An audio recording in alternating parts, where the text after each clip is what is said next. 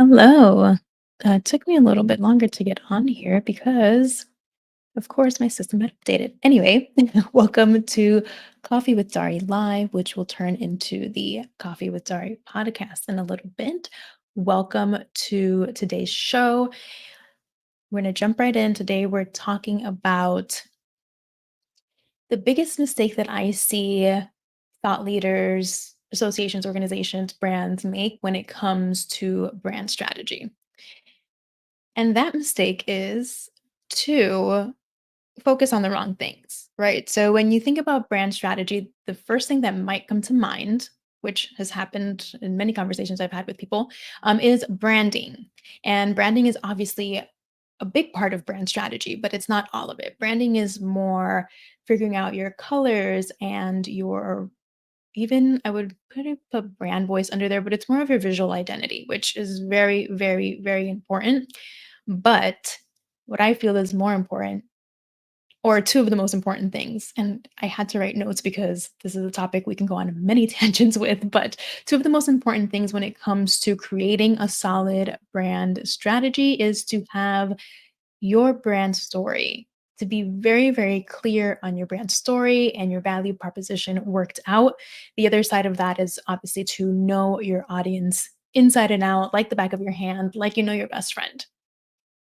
And so the mistake that I see a lot of people make again is focus on the wrong thing.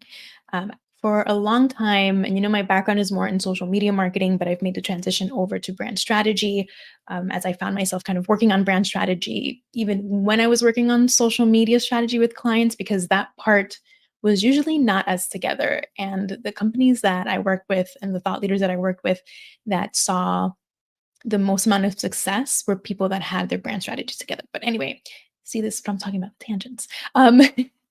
For a long time, I've been mentioning to you that there is a shift coming in social media marketing, and I think it's happening in marketing in general. We are bombarded with messages more than we've ever been bombarded with messages. I mean, if you hop in a taxi, there's, you know, ads running, your phone, obviously. Every time you hop on social media, there's messaging coming your way, whether that's just from friends, or brands you follow, ads sneaking into your feed, things like that. And of course, television, movies, anytime that you are consuming media, you are getting the message thrown at you. Even, walking down the street, a store display, that's another type of messaging, advertising coming at you. So we're bombarded with messaging all the time, content all the time.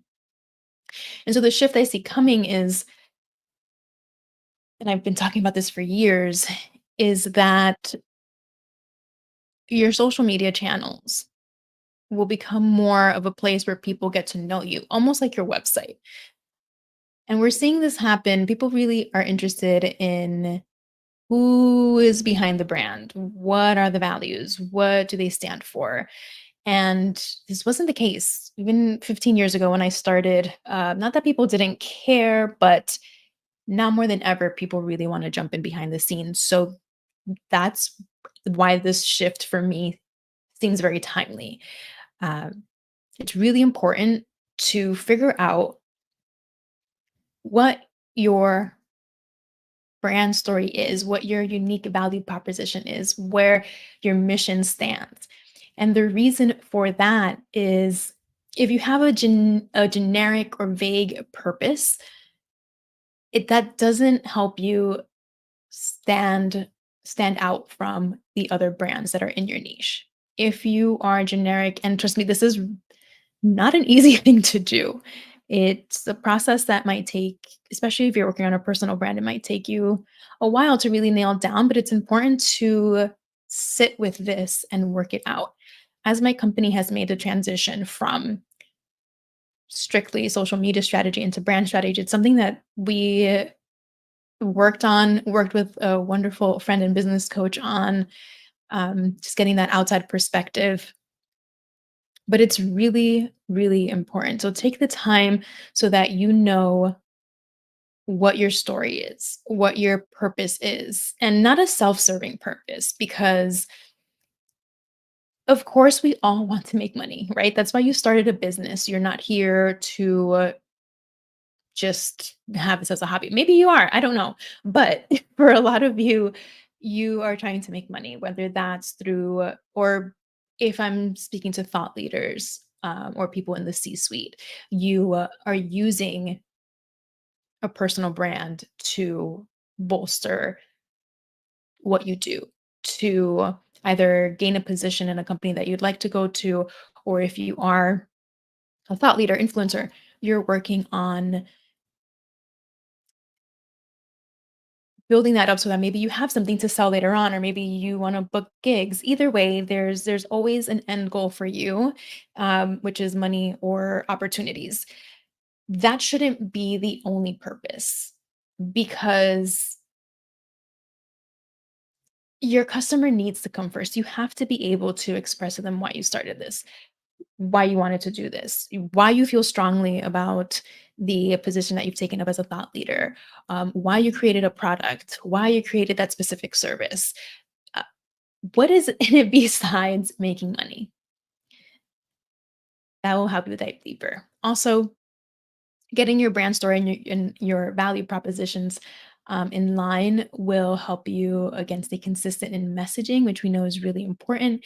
It brings clarity. And if you've been in my world a while, you know clarity is number one for me, because I'm the type of person that gets excited by new ideas and things I'm constantly learning. And a lot of people that I work with are the same way. And we're all multifaceted beings. And when it comes to marketing your business, sometimes we need to put blinders on, right? Like we see things are trending, or, this cool thing is happening. How can I do it?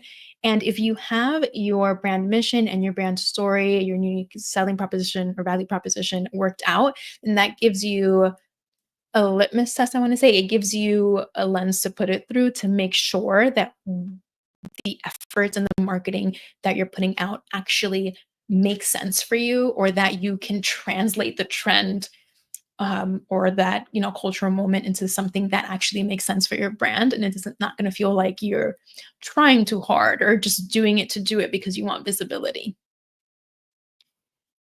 So those are the main points of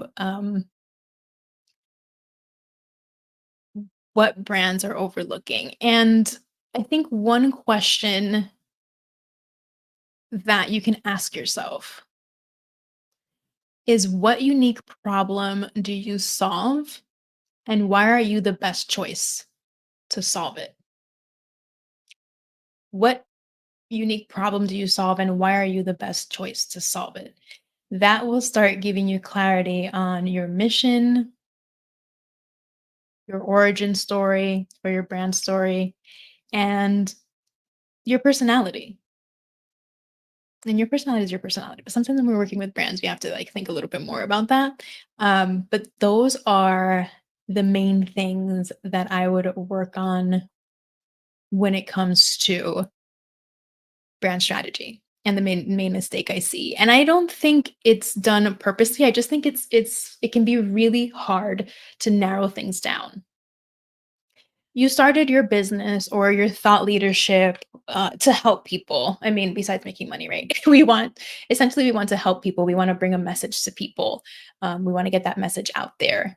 And I think it can feel like you are limiting yourself when you start to really get focused and narrow. You might start to feel like, oh, but I'm leaving this person out. I'm leaving that person out. When it might feel a little counterintuitive, but it's actually better for you to really get specific about who you are and who you help. If you nail those two things, everything else starts to fall in place so much easier. And the clarity that comes from that, the it just starts to open up a whole new world for you. And you don't necessarily alienate other people, but you do become specialized in a certain niche. And there's nothing wrong with that. There's so many specialized niches out there. And it's something, again, I struggled with myself, especially coming from the agency world. I'm used to working with companies in so many different backgrounds. I mean, I've worked with wine companies, real estate, financial publications, associations. I've worked with so many different people, so many different companies, so many different niches. So I know that my strategies work and I can kind of adjust them to whatever industry I'm in. But how muddy is that when it comes to messaging, right? Like, I can help anyone. Like, okay, that doesn't help you emotionally connect with the people that you're trying to reach. It doesn't help you really hone in on how to deliver your message in a way that's going to land with that ideal client and then move them into action. It doesn't help you figure out how to talk to them to let them know, I know what your problem is. I know that in your industry you deal with XYZ. I've done this before. This is how I can help you. So that's why it's so important. Yes, of course, you want to get your visuals right because you want to make that visual consistency. You want people to know that it's you. You want people to, um, I was going to say jive. I'm going to say it. You want people to jive with how your tone, your brand tone, or your how you express yourself. But none of that will matter if you yourself aren't clear on who you are and why people should come to you and why you're the expert. And again, that could be many different things. That mission or your purpose, that could be the thing that sets you apart. It could also be your experience. It could also be just your personality, but you're not going to figure that out until you sit and you work on it. You sit and you work on it, and it's not always an easy process. But if you do have trouble with it, please reach out to me. That's what I'm here for, to help you figure all those parts out. Um, okay, I have a question coming in, and thank you, Benedict. Um, Hi, Wim, how are you? The question is, I understand your clarity point, but what about if you have boomer clients and you want to focus on Gen Z? How not to alienate existing clients by focus on others? That is a very, very good question. So I think when it comes to that, you have to make a choice. I don't think your clients will necessarily leave you. If you already have clients, you can hold on to them while also going in a new direction and focusing on Gen Z as opposed to an older generation. The other thing I can say is that you can take your marketing in, actually, I don't, when you have if you can tell me what your company is, I can help you out a little bit more. Um, I believe it's oil, right? If I'm remembering correctly. If not, let me know. But you have to make that choice whether you want to stick to the clientele you have or if you are trying to go after a new sector, a new generation. And then once you make that choice, then that's when you figure out how your messaging needs to change. I don't think your current clients will leave you because they already know you. They've used your product. Okay, culinary argan oil. So for eating, right? So I don't think your current clients will leave you just because you're going after someone who is like what I was talking about. I mostly market to women entrepreneurs or women thought leaders, women in the C-suite. But that doesn't mean that I don't work with men or that men also don't, that I alienate them out. I have worked with men before also. So it doesn't necessarily alienate them, but it's not who I'm focused on.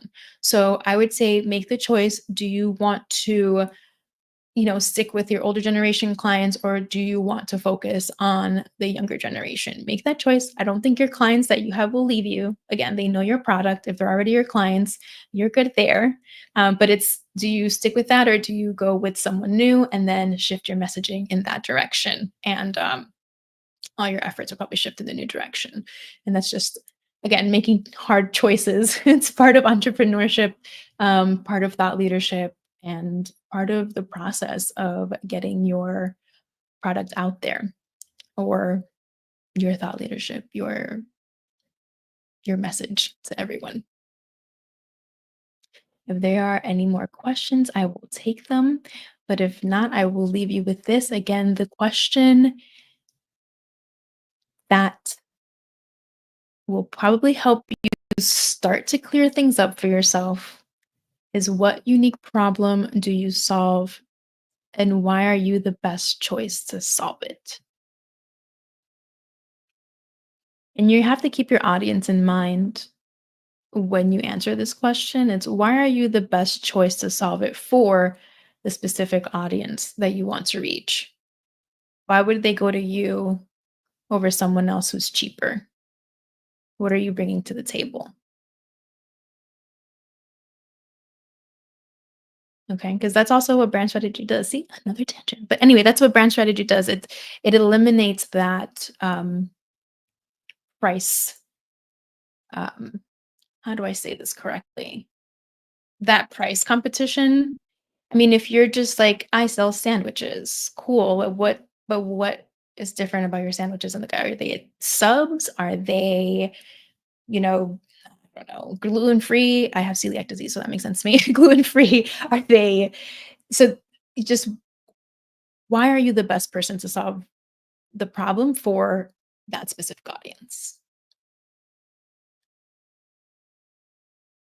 All right. And so I think that's it. I don't see any more questions coming in. But if you do have a question, I am at Dari Low on Instagram, at DHARILO. Please feel free to reach out to me, Dariana Lozano, on LinkedIn. This replay will be available also, so you can leave a comment below and I will make sure to answer any questions you might have. But that's it for now. Good luck with everyone on your brand strategies. Remember, brand strategy is more than just branding. It's an element within brand strategy. Branding is an element for sure, an important one, but focus on your story, your value proposition, and getting to know your audience. And you will avoid two of the biggest mistakes that I see happening when it comes to brand strategy for thought leaders, organizations, brands out there. All right. Thank you so much for taking the time to join me today, and I'll see you next time. Bye.